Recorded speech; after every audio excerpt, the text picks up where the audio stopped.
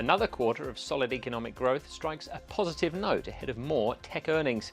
Welcome to Market Insight, I'm Thomas Warner. Data from the Commerce Department suggests that the US economy grew by an annualized 2.8% in the third quarter. Analysts said that it was that economic health that helped online ad sellers like Alphabet beat their earnings forecasts.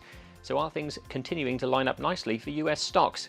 With me now to give his take is Jeff Schulze. He's Head of Economic and Market Research at ClearBridge Investments. Very warm welcome to you, Jeff. Before we look at any earnings, let's start with your reaction to Wednesday's economic data. Well, the main event here was third quarter GDP. Came in a little bit below consensus expectations at 2.8%, but when you look beneath the surface, it was much better than it appeared. As real final sales to domestic purchasers, which is essentially core GDP, it strips out some of the more volatile components like inventories, government spending, and trade, came in at a more robust 3.2%, which is the highest that we've seen since the first quarter of 2023. Consumption was at 3.7%, which continues to be a really good dynamic as the U.S. consumer has been the workhorse of this expansion and continues to be so. So even though GDP is more of a backward-looking data release, this sends a clear message that the U.S. economy is on a solid foundation. Inflation is moderating, and I think that's good news for the Fed and further rate cuts to come. Though, of course, we do know, Jeff, that the Fed has that dual mandate, and we did have some soft jobs numbers yesterday. We've got non-farm payrolls later this week, and that's a release that can really put the cat amongst the pigeons. Is that what you're expecting this week? Yeah, it's going to be a softer print versus the 254,000 job release that we got from September. You're going to have some distortions from the hurricane, from the strikes, and consensus is expecting about 100,000.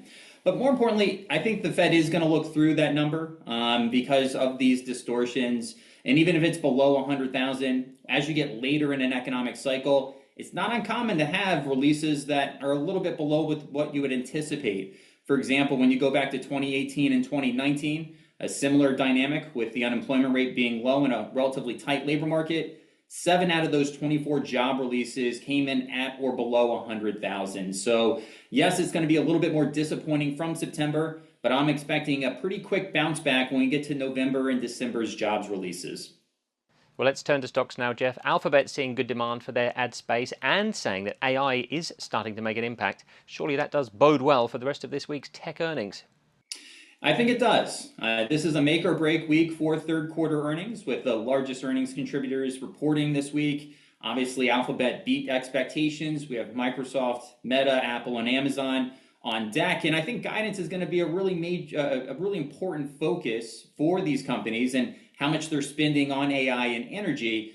But ultimately, after coming out of the gates really strong with the third quarter earnings season, with banks and financials doing relatively well, this has been pretty lackluster. So I think we may get a shot in the arm for earnings delivery, and 2025 earnings expectations of about 15% earnings growth for the S&P 500 should momentum continue with mega cap tech. I think that remains intact. But ultimately, I think this could provide a little bit positive momentum for equities as we move towards the election next week. Well, let's move towards the election ourselves. What are you expecting in terms of market impact? Yeah, so the two most likely scenarios on election day is going to be a Harris win with a divided government and a Republican sweep based on the composition of the U.S. Senate. It's going to be very difficult for the Democrats to take control of the Senate. But the good news for investors is if you go back to 1945, these are the only two scenarios where you see an annualized double-digit return in the markets. So this is historically a good composition to be with.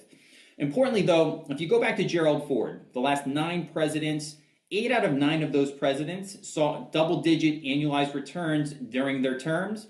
The only one that didn't and actually had negative annualized returns was George W. Bush. And he was unfortunate enough to move into the Oval Office at the dot-com bubble bursting and right ahead of that 2001 recession. And he ended his term as the global financial crisis was moving forward. So with our view of a soft landing firmly in place and economic momentum maybe accelerating next year with the Fed cutting cycle, I think this bodes well for equities to move higher. But if we do get a sell the news type of scenario with the markets, that's pretty common the day after the election. 6 out of the last 10 presidential elections going back to 1984 have seen a negative S&P 500 return in the day after election. But again, looking out 6 months, the only 2 that were negative or after that 2000 election and 2008 election. So if we do get a knee-jerk reaction and the markets do sell off, we think it's a good buying opportunity for long-term investors.